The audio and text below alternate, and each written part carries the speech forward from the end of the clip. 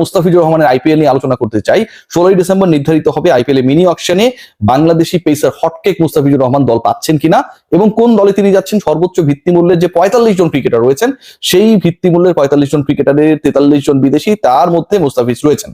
এবং মুস্তাফিজের এবারে দল পাওয়ার সম্ভাবনা, তার প্রাইসটা গেলবারের থেকেও বেশি হয়ে যেতে পারে, সেই সম্ভাবনা। এবং ট্যাগলাইনে যেটা দেখছেন যে আইপিএল এবার নতুন দলে মুস্তাফিজ খেলতে যাচ্ছেন, সেই আলোচনাটা করছি এবং যথেষ্ট যৌক্তিক এবং সঙ্গত কারণে এই আলোচনাটা এই মুহূর্তে করতে হচ্ছে। কারণ আপনারা সবাই জানেন যে আগামীকাল যে 1355 জন বিদেশি ক্রিকেটার রেজিস্ট্রেশন করেছে, সেই লিস্টটা কাটছাট হয়ে যাবে এবং সেখান থেকে আসলে সংখ্যাটা কমে আসবে ক্রিকেটারদের। বাট মুস্তাফিজুর রহমান যে আসলে শর্ট লিস্টের মধ্যেও থাকবেন, আবুধাবির নিলামে তিনি উঠবেন, এটা নিয়ে কোনো ধরনের ডাউট নেই।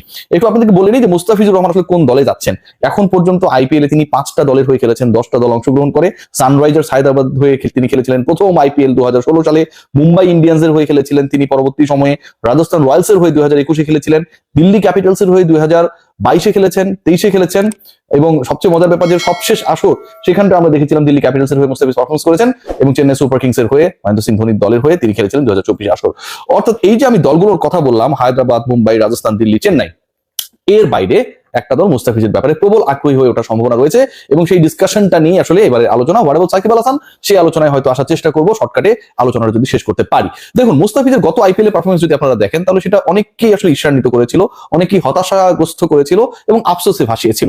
3টা ম্যাচ খেলার সুযোগ পেয়েছিলেন, শেষ মুহূর্তে তাকে ডাকা হয়েছিল রিপ্লেসমেন্ট ক্রিকেটার হিসেবে এবং সেই 3 ম্যাচে তিনি দিল্লির হয়ে 4টা উইকেট নিয়েছিলেন। সেই 4 উইকেট নিয়েছিলেন 3 ম্যাচে, উইকেট লেস ছিলেন যেই ম্যাচটায়, সেই ম্যাচটাও বেস্ট ইকোনমিক্যাল বোলার ছিলেন, সবচেয়ে কম রান দেওয়া বোলার ছিলেন এবং সেই ম্যাচে তার দল 10 উইকেটে খেলেছিল, মানে মুস্তাফিজের কিছু করার ছিল না।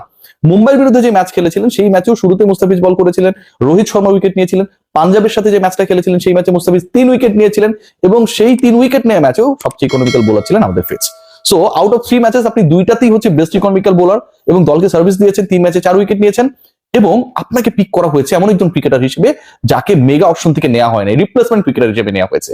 যেই দলটা তাকে নিল এবং তার খেলা নিয়ে অনেক অনিশ্চয়তা ছিল, তাকে তার ফ্র্যাঞ্চাইজি টিম চাচ্ছিল, বাংলাদেশ পাঠাবে কি পাঠাবে না, এটা একটা অনিশ্চয়তা, শেষ পর্যন্ত ফিজ গিয়েছেন, শেষ পর্যন্ত Fizz without any training, proper orientation ছাড়া পারফর্ম করেছেন এবং পারফরমেন্স করে তিনি দেখিয়ে দিয়েছেন যে আগের মৌসুমে 2024 মৌসুমে চেন্নাই সুপার কিংসের হয়ে মুস্তাফিজ যে আইপিএলটা খেললেন, সেই আইপিএলে তার লাস্ট ম্যাচ খেলা পর্যন্ত তিনি উইকেট টেকারদের লিডার বোর্ডে টপ উইকেট শিকারী ছিলেন।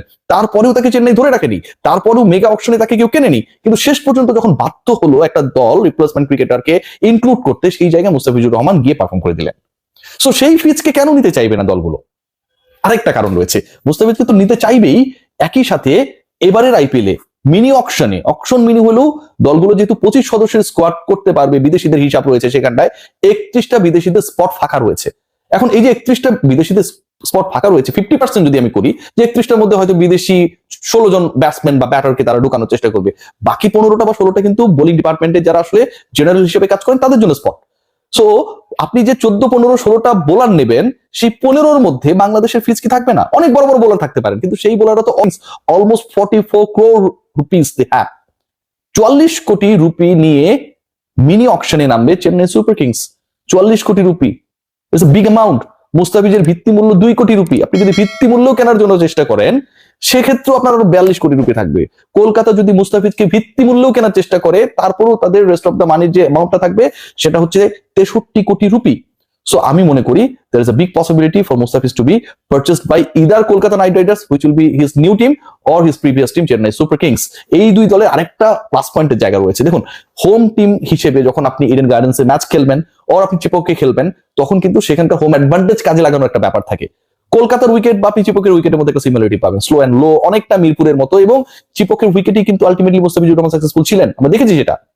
So definitely you need someone at least after 50% matches যেটা আপনি হোমে খেলবেন সেখানটায় প্রপার সার্ভিসটা দেবে। মুস্তাফিজ ছাড়া কলকাতা বা চেন্নাই তাদের পেস ইউনিটে এত বেটার অপশন আর কেউ আছে আমার তো মনে হয় না। Good luck for Mustafiz. Let's see what happens, but there is a big probability for Mustafiz to be purchased. Take care.